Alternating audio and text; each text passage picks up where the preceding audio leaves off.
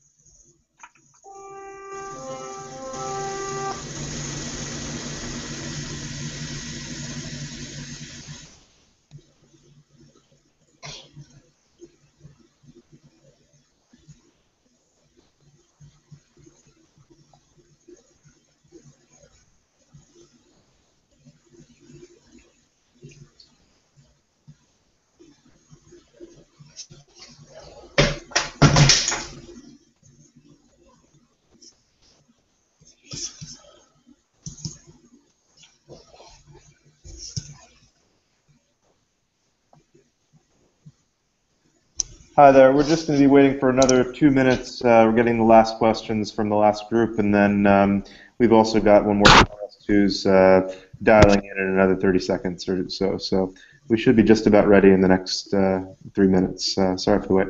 Okay, good. No problem.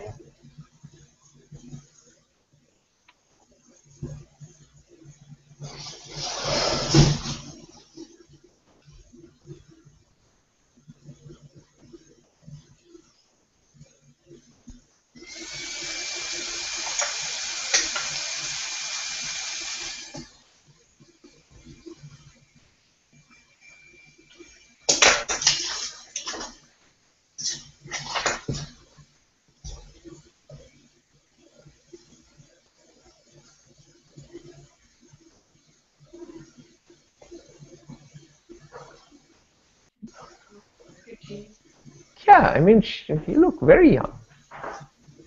Get on your interview. Hello. Hello, guys. How are you? Hi. So, Can you hear me? yeah, everything's good now. Perfect, perfect. I borrowed earphones and everything, so.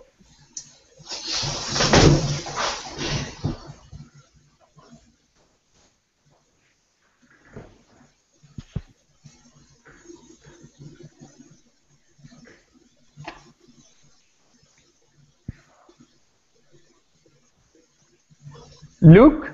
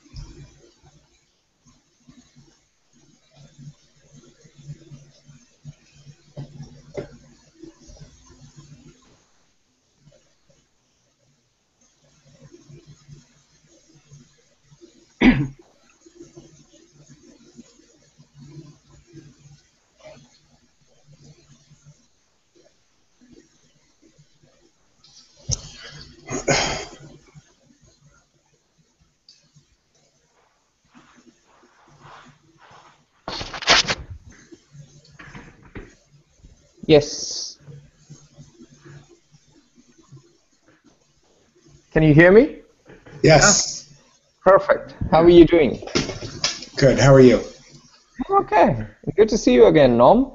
Yeah, long time no see.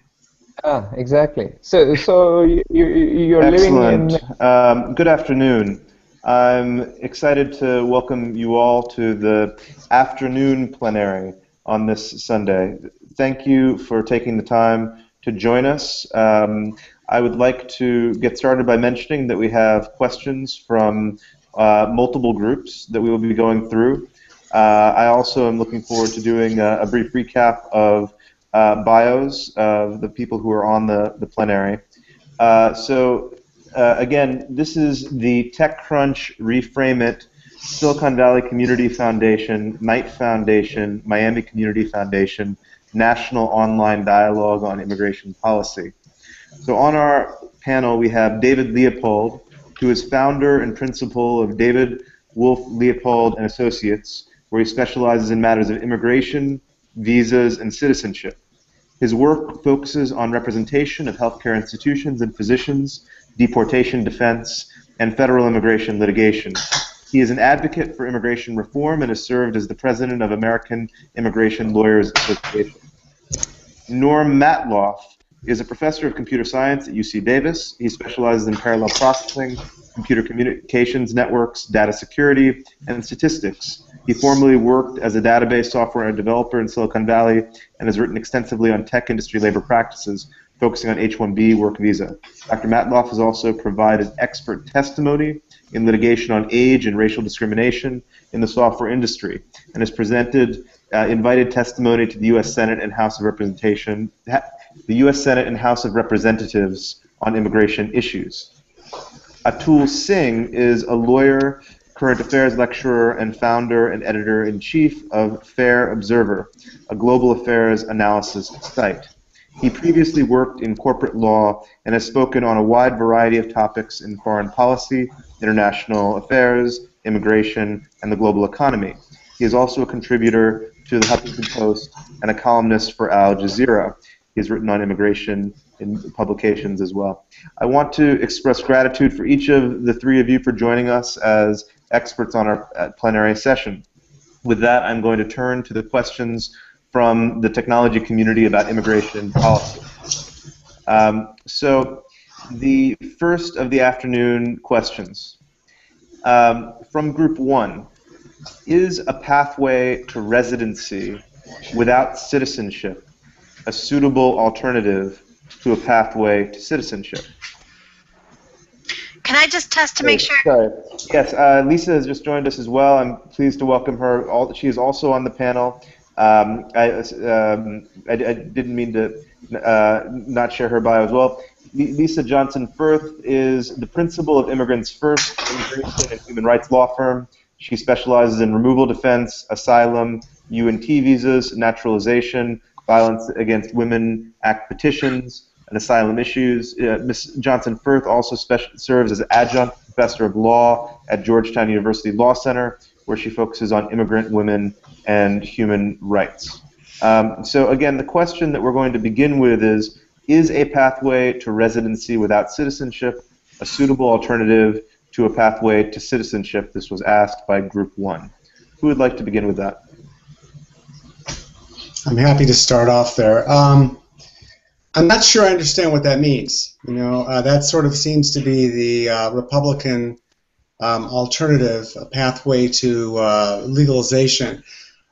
Unless you put something in the law that says these people who legalize under this program are never allowed to become citizens, at some point they're allowed to become citizens. So, for example, the way the law is written now, there's no pathway to citizenship that's guaranteed. People come here, they become permanent residents of the United States, and then after 5 years, if they can show good moral character and some other requirements, they may become citizens.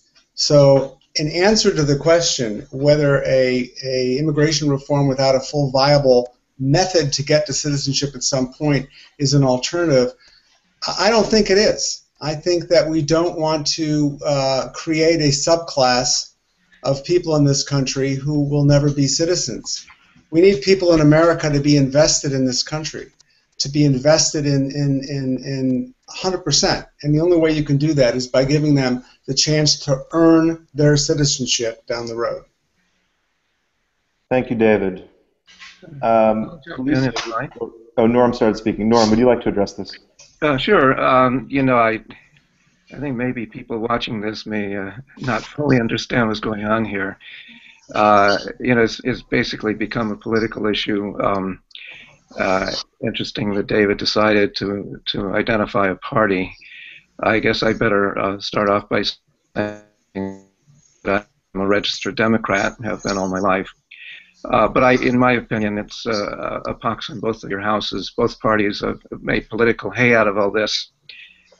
What the Republicans want to do here is they don't want the unauthorized people to start chain migration and producing a lot of Democrats. At least that's what they're afraid of. And the Democrats, on the other hand, want chain migration for the same reason. I think this is the epitome of what's wrong with all the efforts for immigration reform, because it's just become so highly politicized. Now, on the merits of the issue itself, you know, after saying all this, I somewhat agree with what David said. But I would also point out that being a citizen is a piece of paper. Maybe you earn it by, you know, memorizing a few questions about the Constitution and reading some sort of minimal English. But it doesn't mean that you're you know, super patriot or anything like that. And You know, I've been observing immigrant communities up close, I should say, all my life. And I can tell you there are many people who are U.S. citizens on paper but don't consider themselves Americans and, frankly, are not so vested as David is imagining. Lisa, would you like to comment on this matter? Well, taking into consideration that this is a very politicized issue, I guess if you would have asked me a couple years ago, I would have been fully on board with a comprehensive immigration plan that basically would grant amnesty. I mean, that's sort of what we're talking about. Yes, they're going to earn it over a period of 10 years under the Senate bill that was proposed. But you know, there is another side to it, and I live in a very divided community that has been a hotbed of immigration issues, and I've been part of a mediation program in that community, and there are valid issues on the other side that would say, you know, we shouldn't be necessarily rewarding people for crossing a border and being here without status. And so I have to say, from my perspective, I'm somewhat neutral on this topic.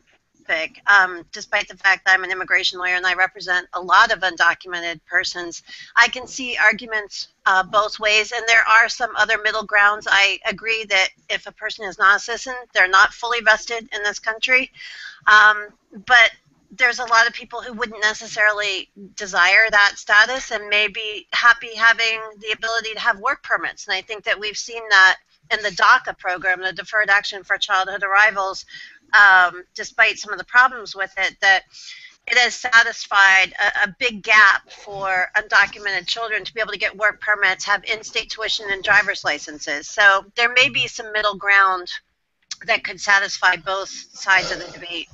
You know, if I could respond, Bobby, for just a second, particularly to what Norm said, I think it's naive at best to say, oh, this has become politicized. I mean, you know, trying to talk about immigration law or immigration policy without politics is like trying to go swimming without a pool of water. You're going to get wet. I mean, it's politics. So let's just put that aside for a second. But you know, I like this whole thing too. You know, you come across a homeless person in the street, right? And that person is hungry, and that person needs clothing, that person is cold. So what do? You try to make sure that that person gets to a shelter. When that person gets to a shelter, they hopefully will be satiated and fed and warm. And at that point, we want to make that we are hopeful for the betterment of society that that person will get out, work, buy themselves a house. And so it's the same thing with citizenship. We want people who are, as a matter of American policy, we want people in this country who can earn their way to citizenship. Nobody's saying they have to become citizens, and of course there are people who are not citizens, and that's their right. But why should we take away or not give them the right to become a citizen? And I'm very passionate about that point. Thank you, David. I appreciate your further comments on that subject, and I appreciate the comments from all our panelists. But let me also let Atul have a chance to also respond to the question or to the remarks of your fellow panelists. Very quickly, I think... Atul, we cannot hear anything. Please unmute your mic. Okay, I should or unmute, or click unmute. I hear him. Okay. I hear him. Oh, perfect. Good. So, can everyone hear me now? Perfect. Great. So, very clearly, I think David has a point. If you change the constitutional edifice of people not having the opportunity to apply for citizenship, then you are creating an artificial divide, which will lead to a society akin to the ancient Greeks of course, masters and slaves.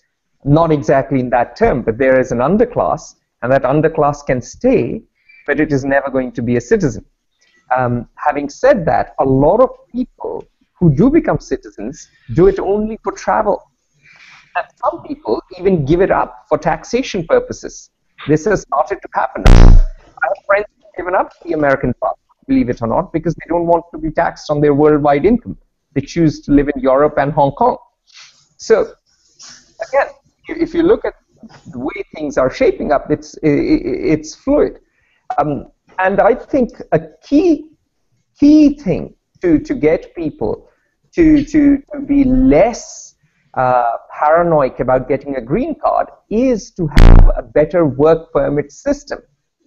A lot of people would not strive to get a green card and stay on if they knew that they could always travel back and forth easily and they could work in America.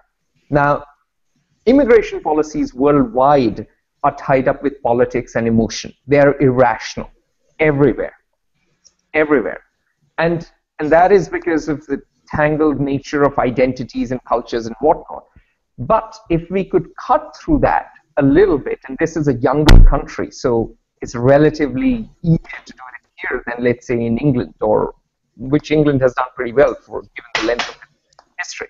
We could have, if we had a more liberal work permit, wherein things were easier and more clearly clarified, accompanied with people having the right to citizenship, and maybe if you want, you can tighten up the requirements for citizenship. You can increase the number of years, or if you want them to be more committed to the country, you can change the metrics of how you test them. But I do believe that to have a better immigration system, you have to allow people a clearer way of being able to come in and leave, as well as and the right to at least apply to be a citizen if they are going to be living here. Thank you for your comments on that first question. I'd like to now move to a question from Group 3. If we make it difficult to immigrate to the U.S., what will be the impact on the lower wage jobs?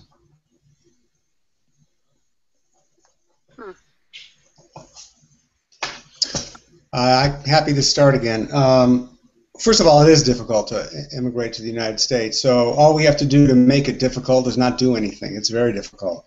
It's difficult if you're highly skilled. It's difficult if your skills are such that you're going to be working in the fields picking lettuce and so forth. So it is difficult. So let's just start off there. But if we make it even more difficult or don't do anything, I think the wages ultimately of U.S. workers are going to decrease. And it's not just my opinion. I would recommend you take a look at reports from both sides of the political spectrum. The Cato Institute, which is on the righter side of the political spectrum, versus the Center for American Progress, or the American Immigration Council. All of these groups have found that if we have an immigration system that meets the needs of our current economic climate, that is a global economy, then the wages and working conditions of U.S. workers will ultimately increase. And we'll create jobs, and we will create, I think the estimates go up to $1.7 trillion in gross domestic product over the next 10 years. So again, the reports are all out there. There is actually no economic argument, credible economic argument, against immigration reform. Oh, I would say exactly the opposite, David. First of all, let's talk about the word you just used, credible. Go back and look at the funding of those reports, and you'll find that they're funded by vested interests. In the case of the highly skilled, you've got Microsoft. They fund my colleague, for example, Giovanni Perry. They fund Brookings, which is often cited on this. And so, you can't just say that these are credible when they're funded by vested interests. If you look carefully at the literature on this, I'm saying the research literature, you don't find those things. And what you find, if we want to talk about the low skilled, is that they're the hardest hit. I would argue that the high skilled people are hard hit also, but the low skilled people are really hard hit.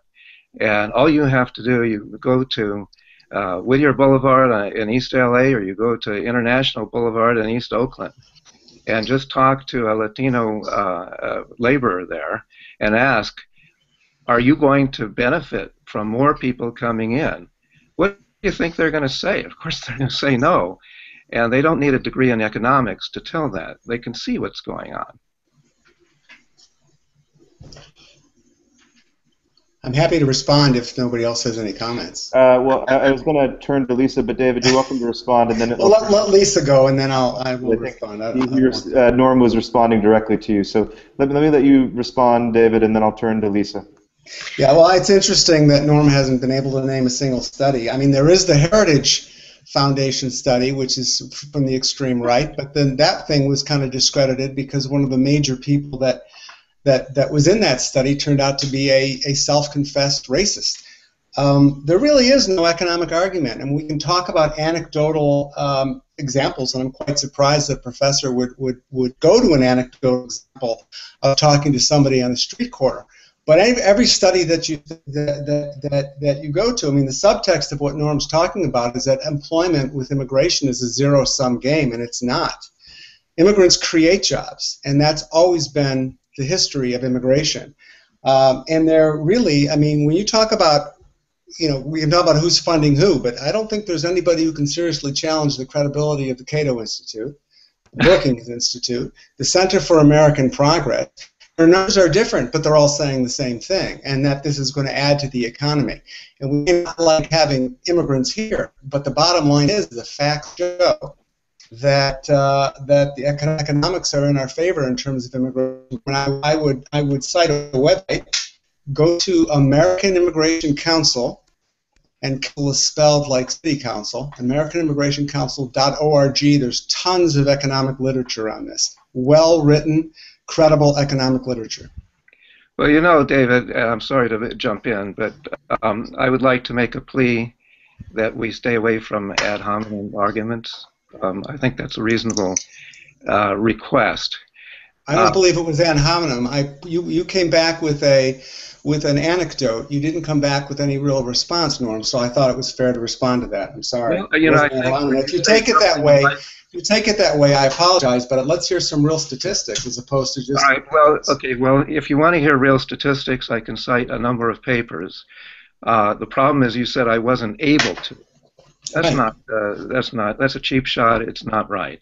All right. There's a ton of literature out there in mainstream economic journals. You also have things like studies by the National Research Council, which is extremely prestigious, commissioned by Congress. You've got a ton of studies on the impact of immigration on African Americans, low-skilled African Americans in the LA area. This is endless. I would ask you to actually read some of these things instead of the summaries of the American Immigration Council. So let me just. That was an ad hominem attack, so we're even, I guess. Go ahead. Okay. So let me attempt to ameliorate this moment by saying all of the people on this plenary are here because they have read extensively on parts of the literature. You all have different expertise. You all have spoken publicly on immigration topics and have done research related to immigration topics in your work. Everyone on this panel has the opportunity in this context to make a respectful argument, and I look forward to having both differences of opinion and moments of understanding across this plenary. But let us turn now. Lisa, would you like to comment on the question or? Well, just briefly. I don't know if it's a stroke of fortune or not, but I have my law practice in Prince William County, which was one of the first areas in the United States to adopt legislation that was drafted by FAIR, the Federation of Immigration Reform, very conservative group, and it resulted in our police force racially profiling people. And so I worked with the Brookings Institute on a report, and I actually wrote an article for AILA in 2009 and spoke at their conference on the impact of immigration enforcement on a community, because Prince William really was a classic study in how does a community adapt to an immigrant population moving in and taking over jobs, bringing their culture to a traditionally white agricultural community that was now becoming a suburb of DC. So it's a very interesting study that Brookings did, as well as Ayla, when I drafted the article with a couple of other lawyers. And what we found, I am not a scholar on this issue. I have read the Council of Foreign Relations report on the benefits of immigration. There is according to them, about a 1% gain in the economy with a free flow immigration policy or a less restrictive immigration policy. I can tell you in the Washington, D.C. area, when Brookings was doing a comparative study between a community like Arlington, which is right outside of D.C., and Prince William County, which is a little further out, that Arlington was a much more successful, profitable community. And in part, they credited that to being more welcoming of immigrants and resisting secure communities and other enforcement activities that Prince William was engaged in. And meanwhile, Prince William, during the housing bust, suffered one of the top housing losses in the United States. Now, part of that was literally overnight, immigrants walked away from homes that they had mortgages on and left the community. And so we suffered an egregious loss of business, home ownership from the immigrant population leaving. And a lot of the people who left were low-skilled workers. They were construction workers, agricultural workers, landscapers, the type of workers that are drawn to an area when there's a construction boom. And so I've sort of lived firsthand my house being depreciated in value as a result of what's happened in Prince William County. And part of that, I believe, can rightfully be attributed to the outflow of immigrants that left our community. Thank you, Lisa, for sharing that. I'd like to now turn to Atul. Would you like to comment on either the question or the comments of your fellow panelists? Yeah, I'll do both. Now, first, if immigrants do not add to the economy of America, how do you explain economic growth in America since the Native Americans were booted out and shunned to reservations? This is a land built by immigrants who came from Europe and initially were England. This is why this country was called Albion Seed. Then, of course, they came from Germany. Benjamin Franklin had reservations about them as early as independence days. There were reservations. Then you had Jews coming in the 19th century, fleeing the Pale in modern-day Ukraine, Poland, and Russia. And studies can say whatever, because there are lies, damned lies in statistics, and academics are the modern-day counterparts of priests. So you can choose a sliver of data and say whatever you want to. But if you look at the long-term history of this country, this is a country built by immigrants. No one here is native except the Native Americans, and the natives were the ones who got robbed. They are living in alcoholism in reservations. So personally, I think immigration on the whole, whether it is this country or Canada or Australia, has led to over 2 centuries economic growth. Is it leading to economic growth now? Perhaps. Perhaps not as much as earlier. Perhaps it's too early to say. And of course, it has its underbelly. Does it cause a downward pressure on wages at the low-skilled element? Of course it does. But so does globalization. So this issue is complicated. Do immigrants add value? Well, some of them certainly do. Most of them, perhaps, who are working to. I mean, I have come to this country, and truth be told, I have brought in a plethora of skills and capital to this country. I've taken nothing from this capital, purely in financial terms, leave aside everything else. I've put money in this country. I've not taken a single dollar out of this country to any other place. Thank Just you. if you quantify it. Yeah, So, I'd like to clarify one thing. When we talk about the GDP, everything that Atul said just now is correct. immigration causes an increase in GDP. There's no question about that. Any kind of population gain causes an increase in GDP. The question is the well-being of the people who are already here, whether they're natives or earlier immigrants. And of course, the example of the indigenous people is a perfect one. They were the losers. And so they're always winners and losers. And that's to me what the current immigration debate, or even past ones, as David points out, it's a perennial subject. They never get into this. They never say, okay, let's identify who the winners are, who the losers are. Let's decide on some sort of policy that's going to be, more or less good for the best number of people. Look, I don't think anybody here, I may be corrected, please correct me if I'm wrong, but I don't think anybody here is for fully open borders. And if not, then you have some reservations. That means that you don't believe that unlimited immigration is a good thing. Okay, so I think we all agree in that sense, that we all think that there should be some sort of moderation and some sort of careful, well thought out plan that's a reasonable way to go. Thank you, Norm.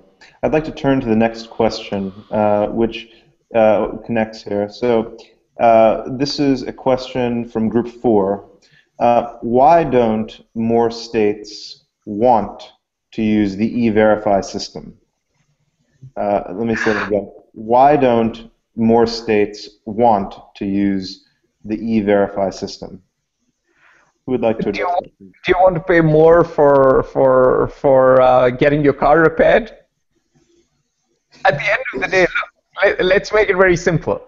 I live in a garage, okay? I live in a garage with Mexican immigrants. I run Fair Observer out of a garage because I ran out of cash last year. This entrepreneur who runs the garage is a Fijian immigrant who came from Fiji 30 years ago. Now, you have a downward pressure by big insurance companies on these car repair mechanics, these car garage owners.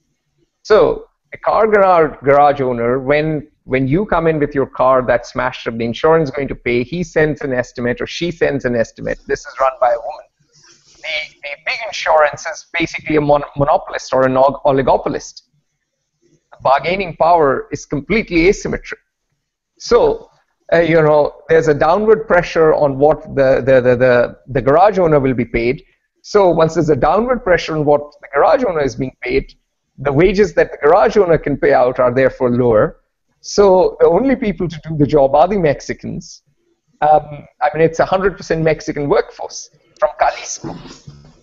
Now, and that makes it problematic, because what you're seeing in America is the fact that you have cheap services availed of by the middle class. And the middle class wants to live a better quality of life, and that better quality of life will be lived off on cheap labor, which is going to mow the lawns and clean the offices. Everywhere I have been in America, from Philadelphia to Washington, D.C., to California, to you name it, the cleaners in the office have all been Hispanic, uniformly. So for all of us to lead the quality of life that we do, we need cheap labor, and therefore E-Verify will increase the cost of labor. It's very simple. No one wants to pay more. That's why you buy Chinese goods in Walmart. It's the same issue. Consumerism in some ways. Thank you, Atul, for that. That was helpful in clarifying. I want to see if, Lisa, would you like to comment on this question? Well, again, I kind of wish Jim was here to address this because he does a lot of E-Verify work. I've done a little enough to know that Virginia, for instance, is an E-Verify state, but a lot of states have resisted it because of the additional bureaucracy, and basically the freedom for employers to make their own decisions about whether they want to comply with federal immigration law. We're talking about the difference between federal law and state law, and the states are exercising their autonomy as a state government to decide whether they want to be federal enforcers of immigration law. So in addition to the arguments that Atul made, I would say it's a question of employers being very responsible to ensure the immigration status, notwithstanding the safe harbor provisions of E-Verify, to ensure the immigration status of their workers and comply with quite a bit of additional paperwork and bureaucracy. Thank you, Lisa. Norm, would you like to address this? Yeah, sure. You know, in these issues, the ones that Atul brought up are, I think, central. You always have to ask how much, and it's clear that E-Verify, or anything like that, is going to add some cost. The question is how much. Atul's example of buying Chinese goods in Walmart is a perfect one. Because actually, again, you can go to studies on this. I'm not just giving anecdotes. The amount that the consumer saves by buying a shirt at Walmart that's made in China is actually tiny. The one who really benefits is the shirt vendor, the manufacturer, because they have a small profit margin, and a change in the cost of labor for them means a lot to their bottom line, but has almost no effect on the consumer. I believe the effect of E-Verify is probably about the same. So, again, what you have to do is you can't just say, well, okay, it's clearly making things more expensive for consumers. If it makes it 5 cents more expensive, I don't think people really mind. A lot of people would say that the benefit outweighs that 5 cents tremendously. I would like to now turn to David. Would you like to address this question or the comments of your fellow plenary experts? Just to say this, that E-Verify is coming, number one. It was in the Senate bill that passed comprehensive reform, and it was in the House version that never came to the floor. But it is coming. The thing is that I think people have to realize is that E-Verify would be an unmitigated disaster if it is done in the absence of immigration reform. In other words, right now it's not mandatory on the federal level in most cases. It is for certain things, federal contracts, things like that. But it's not mandatory yet. It's a voluntary program. And that could be one reason why the states have not stepped up to the plate. But I think in a larger sense, and this goes to what Atul was saying, if you're going to mandate E-Verify, then you better have an immigration system that works. Because if all of a sudden you're verifying mandatorily everybody, and you've got 11 million people without any kind of documentation at all, then there goes Atul's argument. That's the problem. So you've got to have an overhaul of the immigration system. I don't have a problem with E-Verify. It's the way of the future, but I do have a problem with it in the absence of real comprehensive immigration reform. Thank you, David. I'd like to turn to the next question, which is also a question from Group 4, but I'm going to go here because it builds on the prior question. So the question is, what are some discussions going on about combining some current forms of enforcement or creating new ones in order to deal with unauthorized immigrants more humanely and efficiently? Let me repeat that. What are some discussions going on about combining some current forms of enforcement or creating new ones in order to deal with unauthorized immigrants more humanely and efficiently? Mm-hmm. I'm happy to tackle that one. As I understand it, the question really boils down to the type of the quality of enforcement. Well, let me give an example. We have what's called in this country mandatory detention of people who are accused of immigration violations, assuming that they've committed relatively minor crimes to serious crimes. Some of those people you would want detained. Some of those people, they need not be detained because they're otherwise going to show up at the hearings. They have family or whatever, but they're detained. So one of the discussions that's out there is the definition of detention. In the federal system, the federal courts, people often get embrace the leases and things like that. So there's discussions of less restrictive forms of detention, not just locking somebody up in a cell, using an ankle bracelet or some other tracking device, rather than expending the tax dollars. Those types of discussions.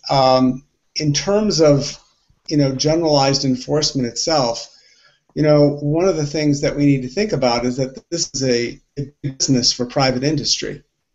And many of the jails that are run, the immigration detention centers that are run around the country, are run by places like the Corrections Corporation of America and other for-profit institutions, who, by the way, lobbied very hard for strict immigration laws and detention for obvious reasons. So, that's another discussion that's going on out there. I wish it were, I like the question because I wish it were a more high-profile discussion. We do need to think about the way they enforce the immigration law, the way that we treat immigrants in detention, because remember, immigrants, it's not a crime to be an immigration violator. It's a civil offense. Yet, in our law says we're supposed to treat them, detainees, in a civil, consistent with civil administrative detention, not criminal punitive detention. The reality is that they are treated like they're criminal punitive detention. And over the last 10, 15 years, many people have died in detention because of lack of medical care and so on and so forth. So it's an important discussion. Thank you, David. I'd like to turn to Lisa to see if you would like to comment on this question. I would, because I work with ICE on a daily basis, and I'm very familiar with their processes, and I actually served on the AILA liaison committee with ICE. And so ICE, let's start with ICE, Immigration and Customs Enforcement. They have a number of tools at their disposal to determine whether they should release someone. They have the same prosecutorial discretion in many respects as police officers. If you get stopped for speeding and the police officer decides to not give you a speeding ticket, that's an exercise of prosecutorial discretion. So when ICE encounters someone, they have the discretion to determine whether they are going to issue what's called a notice to appear in immigration court, essentially a warrant for that person to appear and go through proceedings.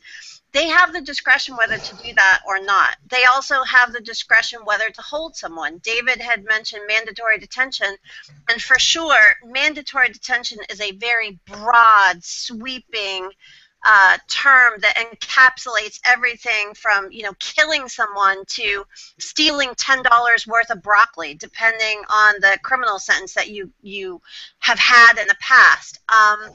And so ICE, and I am going to say that this is partly a political argument, ICE answers to Congress. And first of all, they're required to house a certain number of detainees at any given time. And second of all, they have numbers and quotas to reach in terms of their deportation. Third of all, when something happens, like, for instance, a DUI, in my area a couple years ago, there was a drunk Latino driver who was out of status. He was released on order of recognizance by ICE. He killed 2 nuns, made national headlines, and after that, that changed ICE's policy across the United States that they were no longer going to release people with DUIs. It was just too risky, too much to answer to, too much public outcry, too much outcry from Congress. And so what previously had been the case that you could negotiate with ICE to have someone released even before you got to immigration court for a bond motion, now those cases automatically ICE refers over to an immigration court. So what I'm noticing is that even though we've had a spate of prosecutorial discretion memos in the last couple of years that actually blatantly, ICE has always had this authority, but like blatantly lay out for ICE that they have prosecutorial discretion. They can choose whether or not to arrest someone or NTA them or hold them unless it's a mandatory detention case. That in often cases, they are not exercising that discretion, at least in my area, to put someone on a GPS bracelet or to release them on recognizance. They're simply sending those cases to immigration court and say, okay, do a bond motion with the judge. Okay, great. We do a bond motion with the judge, and you're looking for a DUI in the Virginia area. You're looking at minimum $5,000 per DUI, or sometimes upwards of $8,000, sometimes $10,000. So the cost of a bond motion is extremely expensive. Immigration bonds are more difficult to get. And the person may sit in jail for 5 weeks, 4 to 5 weeks, waiting for a hearing for a bond motion because the courts are so incredibly backed up. So you can't just bond someone out in a couple of days like you used to be able to even 2 years ago. And that's really become an enforcement issue of ICE's, and I mentioned this yesterday, it's drowning under its own weight. It's arresting too many people. It's not exercising the discretion it needs to. And so it's become a very expensive process for every party involved, for the government and for the immigrant and their families who are suffering the detention. Thank you, Lisa. I'd like to now turn to Atul and see if you would like to comment on either the question or the comments of your fellow panelists. Atul? Atul? Can you hear me? Yes, can you hear me? Now I can. Perfect. So, I mean, I think we've had some exceedingly insightful comments from the practitioners.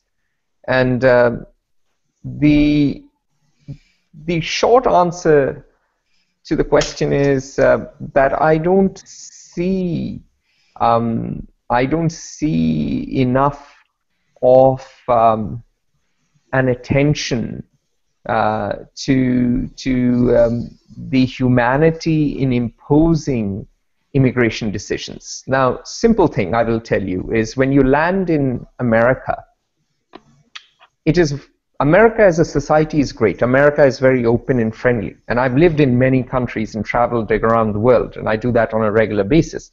American society, Americans on the whole are very open. And you can see that in university campuses, so many different nationalities, races, all that. However, when you land at immigration, it is a horrifying experience. It is a horrifying experience because you have people with guns, you're being fingerprinted. It is not like landing, let's say, for instance, it's not like landing in Britain, much more pleasant.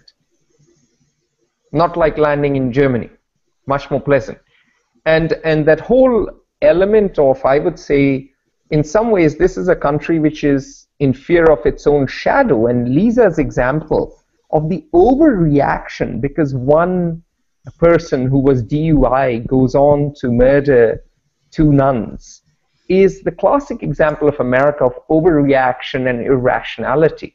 It's like we do need a more humane and efficient way because as you know, as David pointed out, you have these companies, private companies running prisons, which is insane in my opinion. They are profit-maximizing entities. And then they lobby to have laws that are insane and inefficient, and the taxpayer pays the bill. And there's a social cost as well, which is not easily quantifiable. So this whole thing has to become more rational, and we have to be, to use a very old-fashioned word, be enlightened almost like the founding fathers and say, the world is imperfect.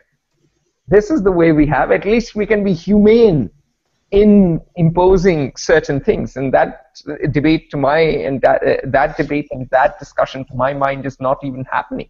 I mean, I say that as someone who was stopped in Arizona for no reason. I was driving across America. Thank you, Atul, and I would just mention that I'm excited that we are having such a discussion about these matters today. So, although excellent. Let me turn to Norm and see if you'd like to comment on this question as well. Yeah, I'm glad that we found something that we can all agree on. It is an inhumane process. We can stipulate to that. Actually, believe it or not, I've run into it personally. I won't go into detail, but definitely I know about it very well. The question, though, again, I think in addressing the question of what kind of immigration policy we want, I think this is sort of a second effect, a second order effect. Even though it is humane, it's something of concern to all of us, in addition to the cost, as Lisa mentioned, and the system being overwhelmed, the judicial system, and so on. But let's connect this to E-Verify. If E-Verify were universal, and if it worked, now there's an if there. I'm not saying that it would work. I think it would, but nobody really knows. But if it did work, then the amount, the volume of people coming in would go down tremendously. Then we could really concentrate on the people that are potential asylees and so on.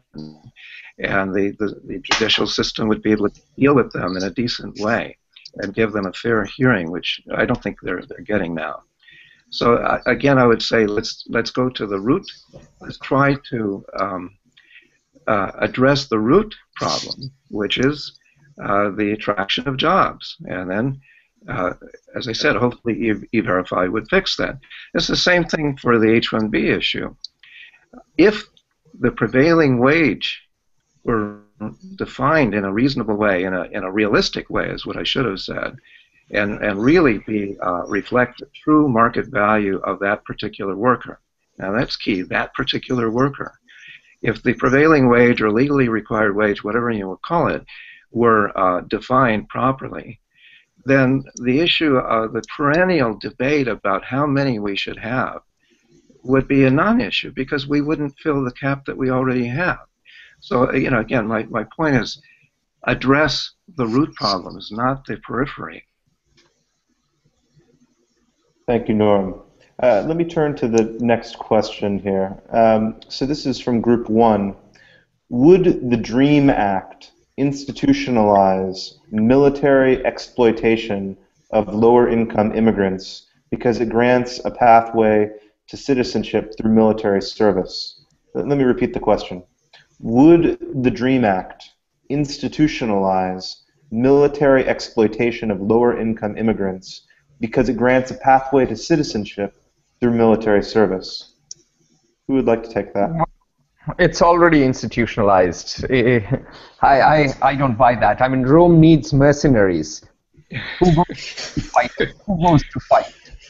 Americans. I mean, I'll be very brutal about it, guys. I come from old aristocracy. My family goes back 1,000 years. We have spilled blood for the country in India, except for Virginia and some other places where there is a military tradition. The socioeconomic class of West Point cadets, when I meet them, is clearly not that of Harvard. All right? When I lecture at Harvard, when I lecture at Yale, there is a certain class of undergrad socioeconomically. And this is, we are talking in terms of officers. The men are all from lower socioeconomic classes of this country, or immigrants, doesn't matter. So you've got to run your superpower. You've got to send troops across. You don't want body bags, so it's better that foreigners get killed, or you use drone strikes. So it's okay. It's the cost of having an empire. That's life. Oh, my friend. Oh, my God. David, it seems like you were beginning to react there. So maybe No. I mean, unfortunately, a lot of what he says is true. I'm not so sure. I don't know that I would just accept that as, okay, that's the way it is, that's the way it should be. I think one of the big arguments, for sure, with the DREAM Act, not with big arguments, but one of the criticism is that, it does exactly that. Just to make sure everyone understands, the DREAM Act as written would offer a pathway to citizenship to people who finish high school or complete or Army veterans. But honestly, I don't have a problem with that choice. I mean, we give that, that choice. We have a volunteer army, and the flip side of that is that many undocumented youth want to serve in the military, want to go to the Marines or to the Army, regardless of their socioeconomic status. I mean, I've met kids who are dying to get into the Army to learn whatever skills they're going to learn there. Leadership. I mean, the Marines teach some very important skills, and so do the other divisions of the armed forces. So I don't have a problem with it. I mean, I think there are socioeconomic issues that we need to think about, but like Atul points out, this is not because of the DREAM Act, but shouldn't be isolated. If we're going to talk about socioeconomics and who goes to the military, that's a whole different discussion. I think what we're talking about is a draft that applies to everybody equally. If we're talking about a volunteer army, then I think it's a different issue. So I understand the criticism. I don't have a problem with it. I think it's fine. I would just like to see these kids, these youth, be given some sort of a pathway to earn themselves to legalized status.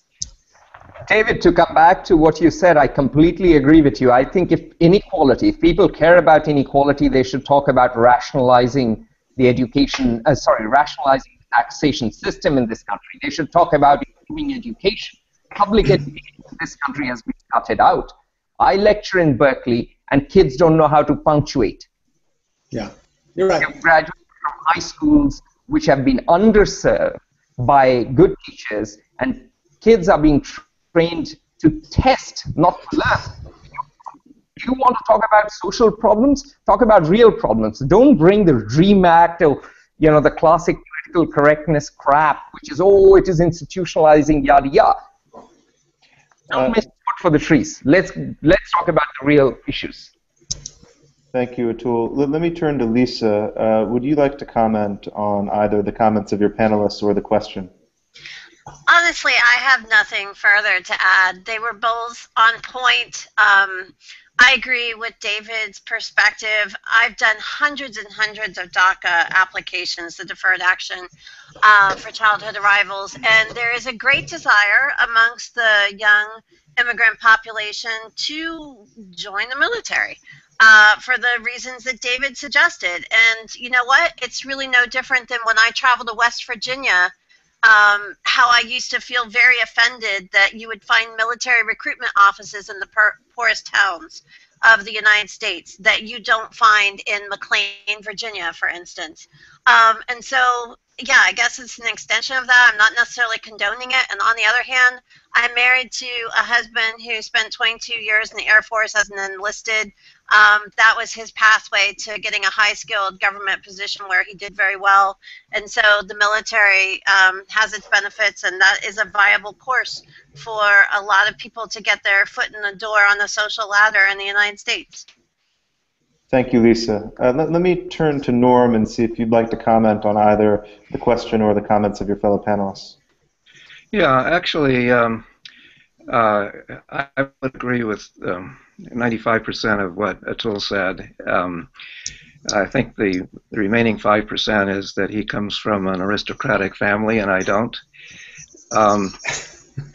However, I would go and refer to something else he said, which is the gutted public schools in California. Of course, I do live in California, and my daughter went to public schools and all that.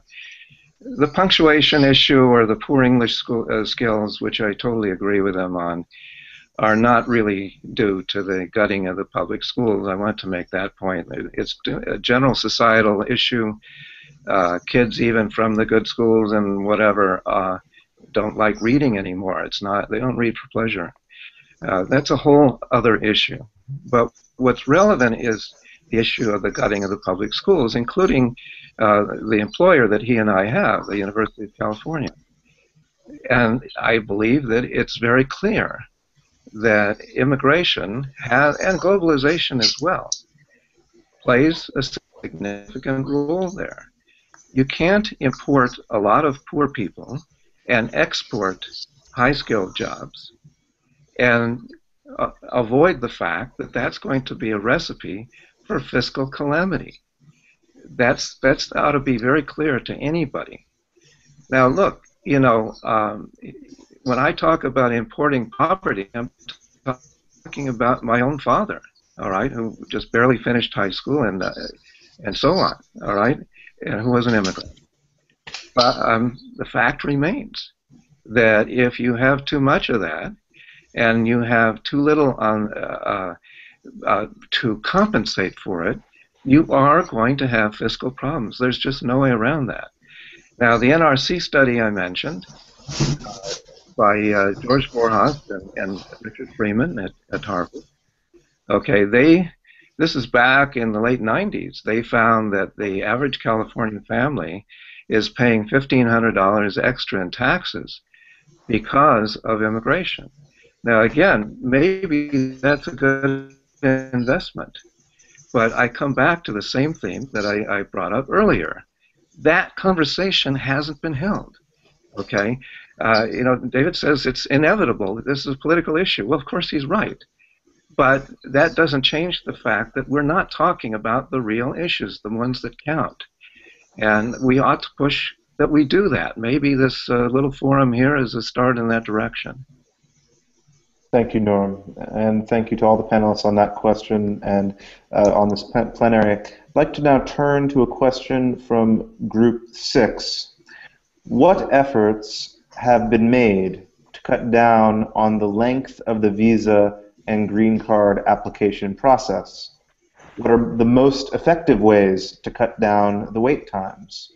Would the resulting reduced wait times lead to an increased demand for visas or green cards, parentheses, an increased limit on the number allocated, question mark. Let me repeat that one more time. What efforts have been made to cut down on the length of the visa and green card application process? What are the most effective ways to cut down the wait time? Would the resulting wait time lead to an increased demand for visas or green cards? An increased limit on the number allocated, question mark? Well, I think what the question refers to really is not so much the application process as it is the quota system and the backlogs. And the visa system is subject to certain quotas, the upshot of which is that there are enormous backlogs both on the family side, the family-based immigration side, and on the employment side. Now, in terms of what efforts have been made, there was a bill, I believe they referred to it loosely as the Chaffetz bill, that went through earlier in the current session, or maybe it was late the last session, I don't even remember anymore. But the idea is the way that they count on the employment-based side, the way that they count the numbers of green card recipients is skewed because they count not only the person who gets the green card, but his or her family members. So it starts to eat up the numbers very quickly. And you have essentially, 140,000 employment-based green cards per year.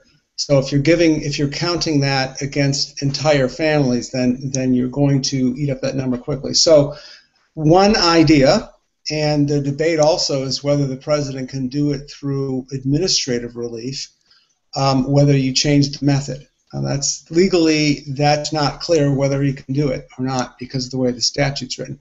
But I think in a reform proposal, they would have to, they should fix that part of the statute in terms of the way that they count those numbers. Will that lead to a higher demand? I don't think it will. I think that the demand is what it is. I don't think people really take into account the internal backlogs. It's possible that there would be an adjustment because some people who may ordinarily apply here are going over to Europe and applying for the blue visa or whatever they call it over there. I think the bottom line is that if we are going to remain and sustain our global competitiveness in this 21st century, we have to have an employment-based immigration system that is competitive. And right now, if you're a highly skilled entrepreneur or if you're a highly skilled researcher or scientist, there's a real disincentive to come to this country because, as Atul points out, forgetting just landing at the airport and being booked like you're going into prison, once you try to navigate the bureaucracy that's in front of you and the backlogs, people sometimes raise up their hands and say, what the heck am I doing? I may as well just go over to Europe and get a quicker visa. And that hurts us because we do need a lot of the skilled labor. We do need a lot of the investors, the STEM, the STEM skills, the people who are going to invest their money in the United States, like Atul, and create jobs. And if we turn away those folks, then we cut our nose to spite our face. I'll just add to that very quickly, just a couple of lines. My brother gave up his green card. He left the U.S. I think David explained it very well. I have nothing further to add to that. Yeah.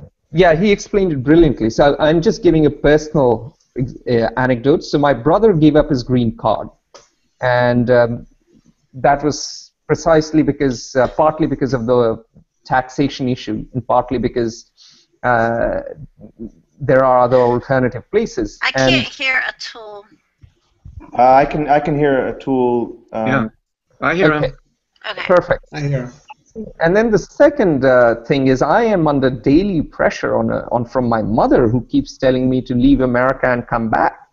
And I like the U.S. for cultural reasons.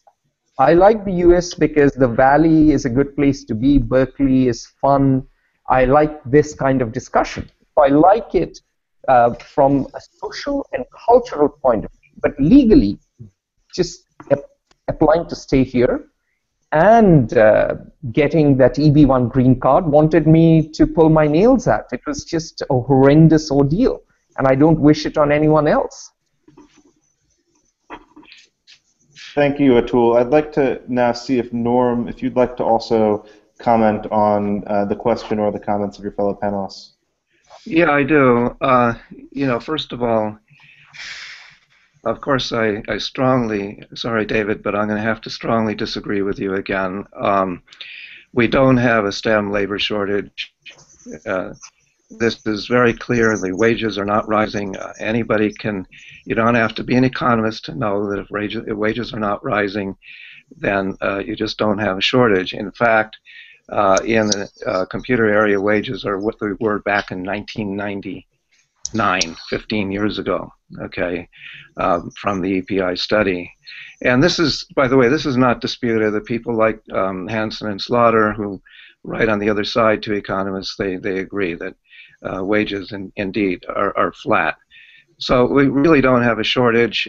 In the earlier session this morning, I did say, as I've been studying this issue for 20 years. I'm talking about H-1B and the employment-based green cards and so on. I've always said that I strongly favor and support bringing in the best and the brightest. The vast majority of the tech workers in H-1B are not in that league. And you can see it very clearly from the data. Either you can look at my analysis, you can look at the analysis of Jennifer Hunt at Rutgers, you can look at the NVER analysis from the University of Michigan. It's just very clear. I can elaborate on that if you like. And the point is that it's not just that they're the same as the Americans. They actually, on average, are slightly lower in quality. The per capita rate of patenting is lower than for the Americans. The participation in R&D is lower than for the Americans.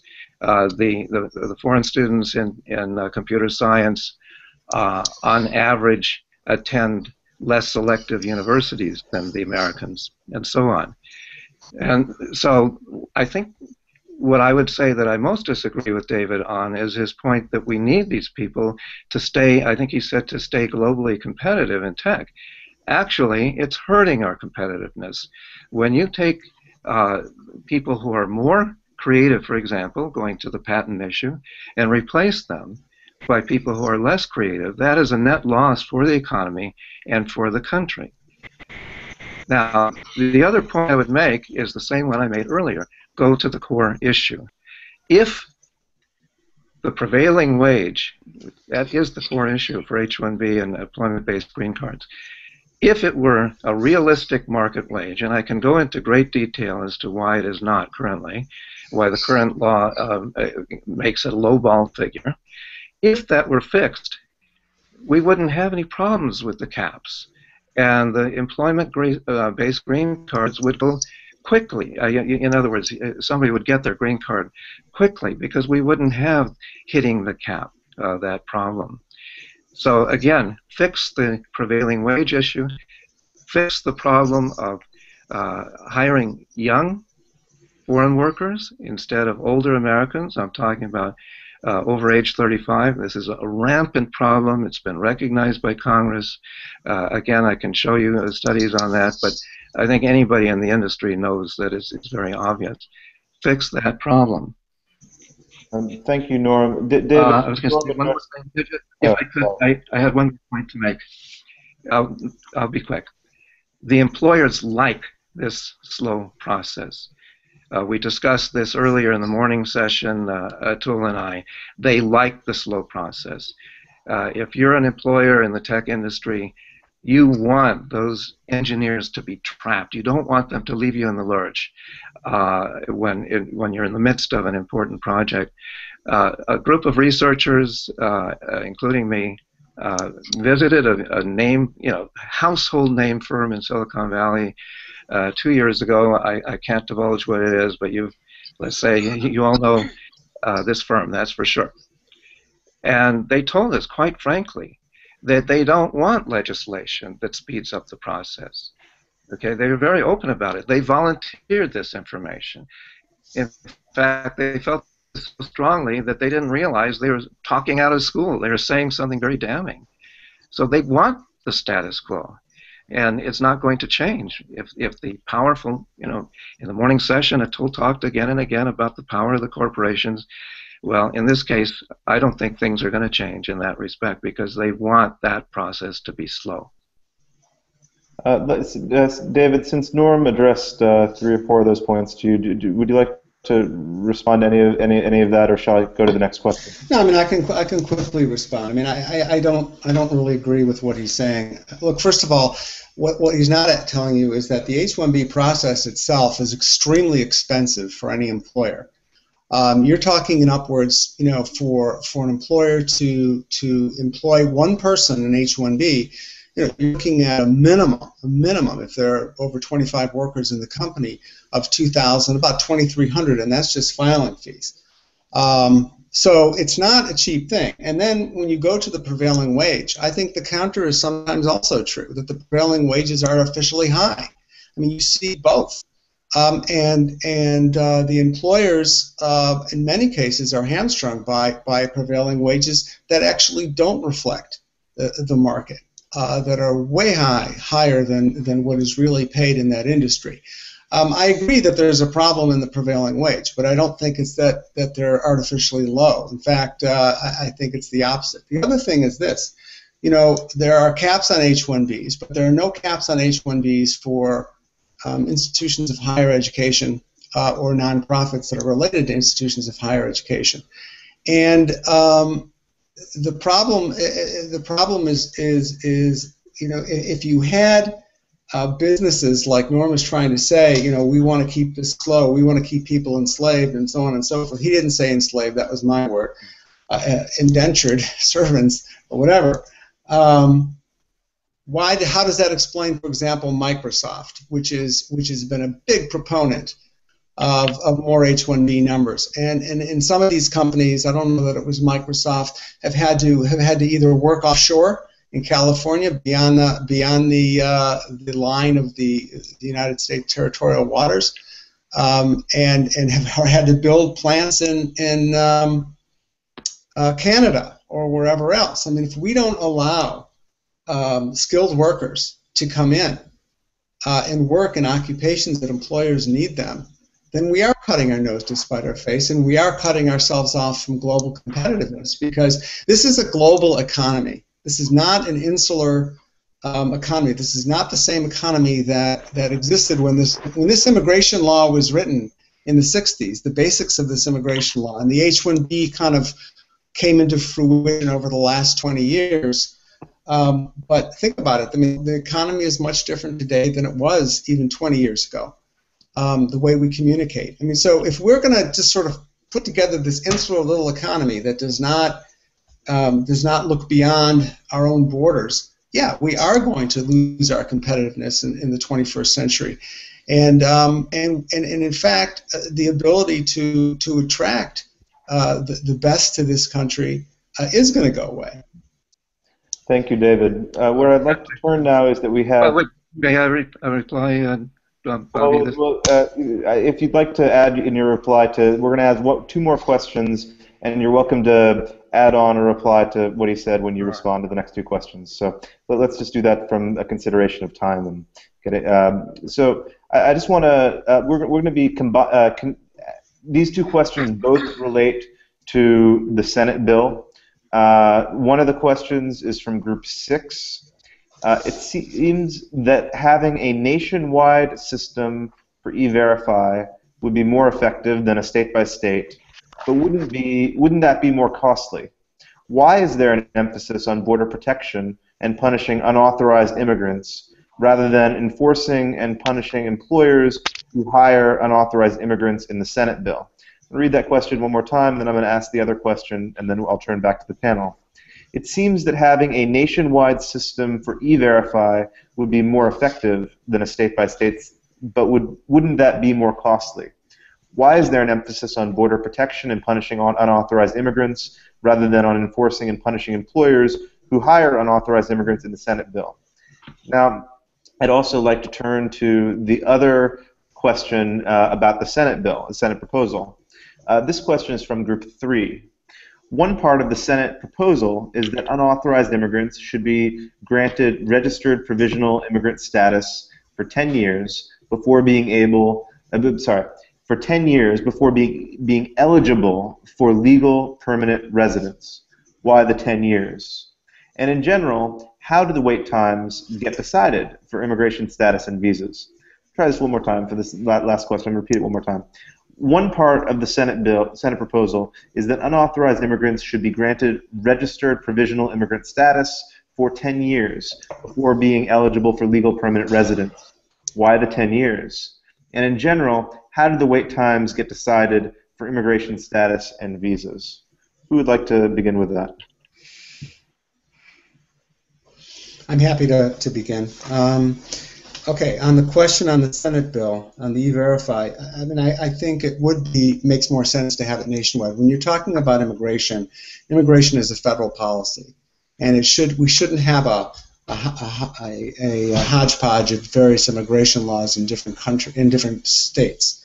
That was the problem with the Arizona experience. So I think that if we're going to have E-Verify, that it should be national. It should be uniform from California to Rhode Island. And again, like I said before, and I won't repeat it, we're not going to have effective E-Verify. Doesn't make much sense in the absence of comprehensive reform. Okay, Border Patrol and unauthorized versus employer sanctions and so forth. So the question was, why do we put so much emphasis on undocumented, securing the border and undocumented versus making sure that employers comply with the law?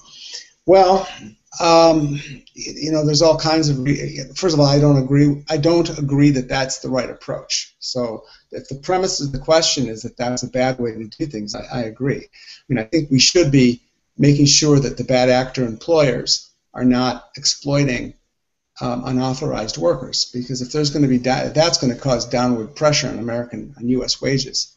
If an employer can run a sweatshop and not pay an employee adequate wages, obviously we all know what that does to the wages of U.S. workers, and it's been a problem. The enforcement of the employer sanctions law, and employers can be subject to very serious penalties, including serious criminal penalties. We've seen some criminal prosecutions, but basically the only time that we see criminal prosecutions is when they're working on a mass scale. And I, for one, think that in any comprehensive immigration program, and I think it is in the Senate bill actually, tougher employer compliance is a huge part of one of the 4 pillars of the Senate bill, as it should be, making sure that employers are held to the high standard of complying with the immigration law and not skirting around it. So I think, why so much money at border enforcement? Well, I think that's political. I think that it's nice to be able to run home to your constituents from Washington and say, look, I just voted for this big, huge lump sum of money to go build a fence. I think the optics of that are easier to sell at home. People understand it. It's not as in the weeds as something like E-Verify and or employer sanctions. So I think that's why you have much more focus on the southern border. We had this discussion yesterday at length, and you know, there's very strong arguments that that's really a waste of money, because the southern border is pretty secure.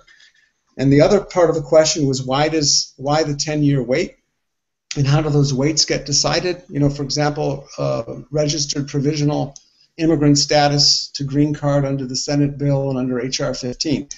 Those weights get decided. The 5-year wait we currently have under the law to become a U.S. citizen once somebody's a permanent resident, or the 10-year proposed status under RPI status. Those are congressional decisions. Those get decided in Congress. Those are statutory. And that's how they get decided. Now, that's different than backlogs. Backlogs get decided, I think, indirectly by Congress because they don't give us an adequate law. But the actual statutory periods are just decided, by Congress, perhaps at random, but they do decide them. Thank you, David. Lisa, would you like to respond to the questions or the comments David just made on this? Yes, to take the E-Verify first, agree with David. E-Verify is a federal program, should be enacted federally, much like the Labor Relations Act that applies across the board, regardless of state lines. It's an unfair competitive advantage to have some employers, in California be subject to E-Verify and another employer to not be subject to it. What was it, the Enforcement and Border Patrol, I think in some ways that's an obvious answer to me, and I haven't reviewed congressional reports about this, but if I had to take a stab at it, I would say that it's very difficult to enforce at the employer level. And in fact, ICE made a shift a couple years ago from actually doing employment-based or employer-based raids, which there were some very notable, huge ones, to their criminal alien program, their CAP program of focusing on priority removals. And so when you're looking at, a finite amount of resources and how to enforce, it's in some ways easier to enforce at the border than it is to go to all the employers around the United States and audit them to see if they have undocumented workers. There are very few audits by comparison of the number of employers. A lot of immigrants work for small employers. They don't just work for big chicken manufacturing companies. They work in restaurants, landscaping firms, under-the-table businesses that are almost impossible to track and audit consistently. It's much easier to spend those resources at the border, and in some ways makes for better relations in the business community, who can afford to pay for lawyers and defend against those audits, and it just looks better to have a strong border policy than raiding employers' businesses where people have already established themselves in the United States, and you're arresting 100 workers in a manufacturing plant that have children and families and homes and have been established here. So there's a lot more issues to enforcing once an immigrant comes into the United States, a lot more at stake for everybody involved than there is, dealing with them at the border. What was the third question? Sorry. About the, I'll read that part of the question again. The RPI status. It's the 10-year. It's the 10-year wait. So just kind of, again, I think you would have to look at committee reports to see what the thinking was and coming up with a 10-year. I'm sure there were some reasons to have a 10-year. My guess, looking at other parts of immigration law, 10 years appears in various forms, like cancellation of removal. There's a 10-year wait, and in those 10 years, you're supposed to prove good moral character. So you've got to pay your taxes and show that you've contributed to the United States and you have strong community ties. And so, if we're going to give something of value like a green card and then citizenship, I think, it's not totally unreasonable, at least in my view, to have a 10-year period. I think some of the provisions of that 10-year period are a bit onerous, like requiring continual employment. That's impossible for anyone. But the idea of a 10-year wait and having people pay taxes and establish, community ties and good moral character and all of that, I don't think that's necessarily an unreasonable request if you're going to hand someone a green card at the end of it. Granted, some of these people have already been here for more than 10 years. I would say a vast majority of them have been here for a considerable time. But this is a period of time that they're actually logging in and tracking. And so, if that's what Congress decides and that's the middle ground that they can arrive at least it's something. You get a work permit during those 10 years and you can stay here. And if you are for some reason put in removal proceedings, presumably that would be a defense to removal. So, you know, it's not such an unreasonable request to have a 10-year period, in my view. I'd like to turn to Norm. Would you like to respond to either the questions or the comments of your fellow plenary experts? Yeah, you know, just quickly, I personally feel that one should go after the employers. Again, if E-Verify were to work, I think it would solve a lot of the problem. We're never going to solve the problem perfectly, so forget about that. But if we could solve a big part of the problem, it would be worthwhile. Now, Bobby, you did say I could use some of my time here to reply to David. I'm sorry that I'm going to switch the subject by doing so, but remember, the reason I'm here is my expertise is on H-1B. So let me just quickly reply. David mentioned that, well, you know, employers can't be hiring H-1Bs as cheap labor because it costs money to sponsor for an H-1B. Well, that's easily dismissed because the amount of money they save in wages far outweighs the legal costs, including attorney's fees, even if they sponsor for a green card, which is more expensive. In terms of the prevailing wage, the GAO report a few years ago, they actually asked the employers, and they found that the employers were saying that they pay their H-1Bs less than the comparable Americans, but they pay the legally required wage, the prevailing wage. The real problem with prevailing wage, the safe harbor one, you know, if you go to DOL, is that, and anybody watching this can go through the steps themselves. You know, it's an easy process, and they can find out that the prevailing wage doesn't take into account the very factors that the employers say they hire H-1Bs for. They say, oh, I need an Android programmer, and there are not enough Americans who have that background. Well, in the open market, you pay a premium for Android, but if you go to the prevailing wage determination at the Department of Labor, they don't take that into account. So already you're talking about prevailing wage being low, you know, say something like 20%. I wanted to mention something about David's comment on staying globally competitive. And this is a really interesting question. You know, I have close ties to China, and look at what they're doing. They don't have an H-1B program. They do what I advocate, which is what I said a few minutes ago. They do bring in the best and the brightest foreign experts and pay them quite handsomely, but they don't have an H-1B program. They want to do it internally. They want their own people to get these jobs, and I think that we should follow the same kind of idea. One more thing about the cheap labor. This has been established in so many ways. If you all you have to do is look at the point that's been brought up in both this session and the one in the morning, the de facto indentured servitude. If you can't move, you're not getting the best salary possible. This is a simple economic fact. Every economist, even the ones that love H-1B, will agree.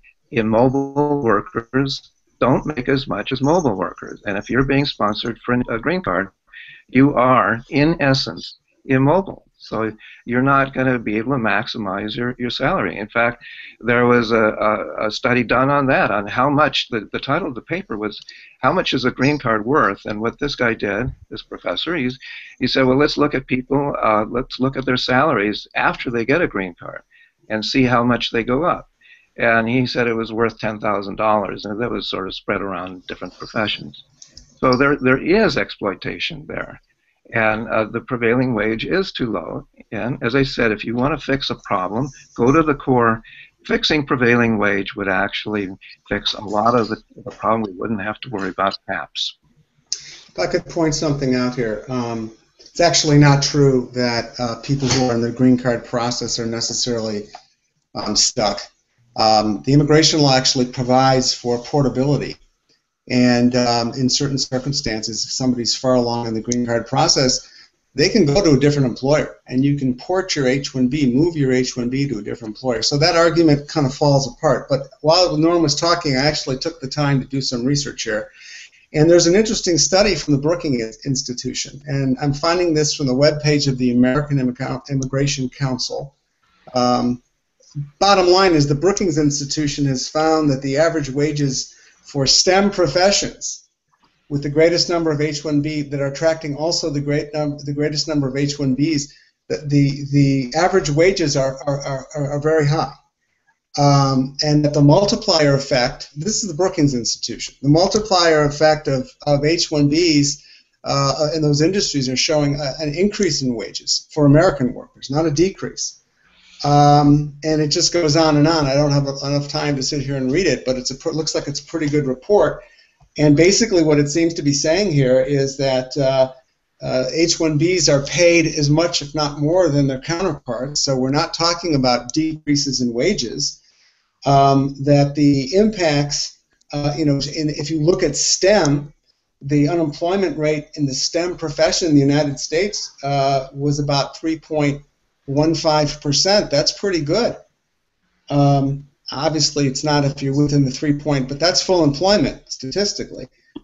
So I think that this isn't as clear clear cut as Norm would like it to be. I think that the H-1B program is not perfect. I don't happen to be a big fan, but I espouse that we need to overhaul the entire immigration system.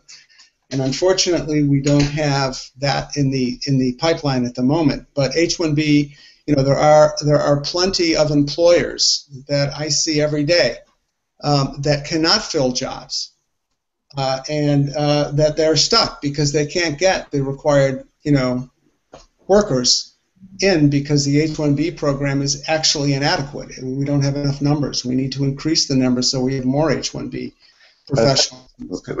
David, I want to make sure that Atul gets a chance to speak before the conclusion of the plenary, because I do believe that it's possible that one could speak about these issues at significantly greater length than we're going to have time today to be able to accommodate. But I do want to make sure that we don't bypass Atul, who's been very patiently waiting for a moment to speak here. So very quickly, Norm does have a point in terms of the way H-1B transpires in big companies, but I would say David has a key point. I could not fill the jobs I have without an H-1B. My managing editor is based in London, Abul Hasanat Siddiq. He speaks Arabic beautifully. He is, of course, of Arab origin. He's written a book, The Arab Uprisings. He runs the entire operations. First of all, Americans don't study world history that much. They are not multilingual. They do not see different cultures growing up. To run a global affairs journal, to find another Abul Hasanat Siddiq pretty much is impossible. So for a lot of things like that, we need talent to come in. Now, maybe you don't need an H-1B if you reform the whole immigration system. And I personally think you do need to. I agree. I guess all of us agree that we need to reform a broken immigration system. Now, going back to just one point you asked, why do people focus on border control and why not peace sign and all that jazz? But it's very simple. Politicians need to get reelected. They need to look tough. They need to be seen to act. Why do you think, George Bush went over to Iraq when Afghanistan wasn't finished? A lot of border protection. I mean, I think the border is already pretty well protected. But, we'll put more troops on the border. We'll do this, we'll do that. It makes them look tough and makes them look as if they're doing something. Whilst the truth of the matter is that solving the immigration system is the fundamental issue. It's the bigger and harder and messier challenge. And therefore, people take to easy fixes and symbolism and it's time immemorial that politicians have done that for cheap trinkets and popularity. So that is all that I have to say. It's been a pleasure and a privilege to be in the same company as Dr. Bobby, can I? Norm, if you want to have a last remark, we only have just another 30 seconds or minute, so just please keep it brief because we are over our time. But if you'd like, I know you've been edging to speak, so please proceed. All right. So in terms of the tethering, yes, David, I know the law very well about that. In the last stage, you can move, but before that, you can't.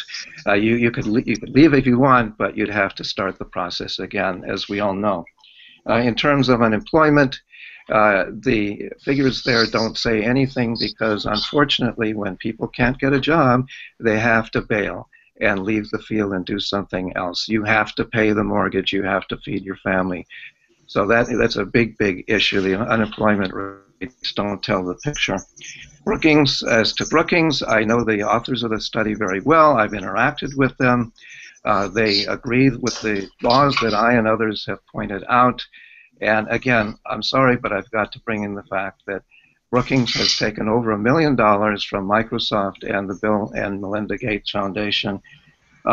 Finally, I want to say something about what Atul just said.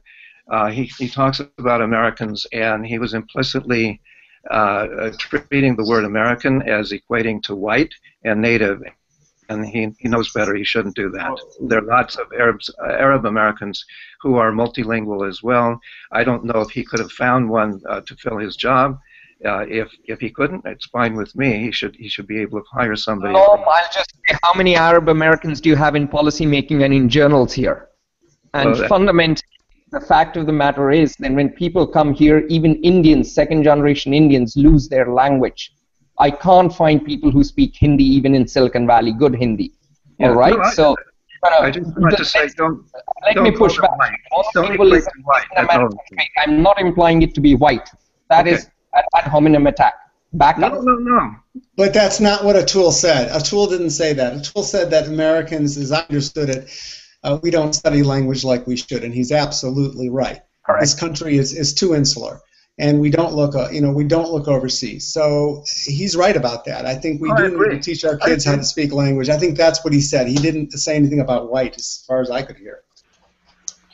So look, I think that there are circumstances in which each of these visa categories has been used for a particular purpose, and we've had a number of those come up in the course of our discussion today. But I think that this is a moment where we're going to have to hand it back to the participants who are going to be returning to their final small group session of the day to continue their discussion.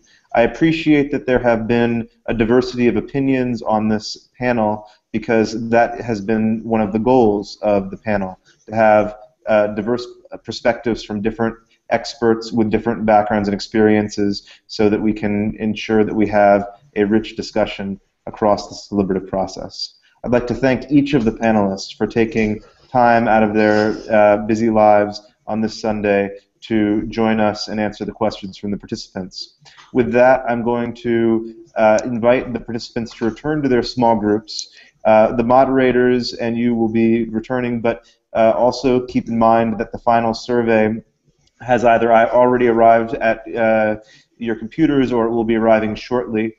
We look forward to what you think as members of the technology community, and I'm sure that these issues can be discussed in further context. This is not the end of these discussions, but a beginning. But I'm grateful for all of your participation. Thank you very much. Thank you, Bobby. Thank you very much, Bobby.